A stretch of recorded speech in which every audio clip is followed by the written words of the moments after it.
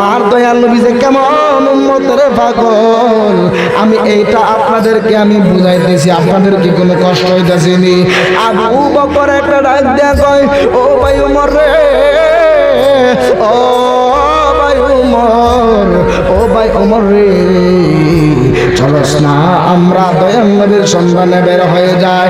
যাইতে যাইতে এই পাহাড়ের গুহার মধ্যে, ওই পাহাড়ের উপরে যে মাত্র আবু বকর উমর উঠল, উঠার পরে দেখতেছে কিছু রাখালের দল বকরিগুলো নিয়ে দাঁড়িয়ে আছে।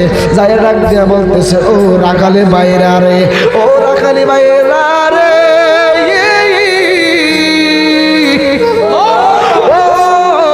রাখলি বাইরা রে, তোমরা দি এখানে দাঁড়িয়ে রয়েছ, তোমরা আমার মদিনার কামলেওয়ালা নবীকে তোমরা দেখছো নি?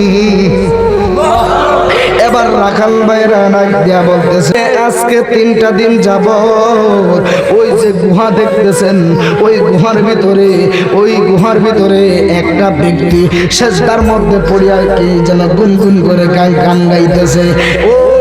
গুনগুনের আওয়াজ শুই না আমাদের বকরিগুলো আজকে 3 দিন যাবত মুখের মধ্যে খাবার দেয় না। ও আপনারা কে গো?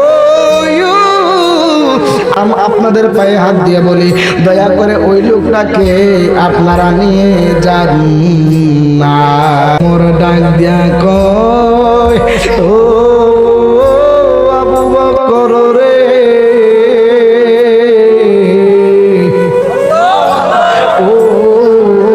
আবু বকর রে, যেই মানুষটার জন্য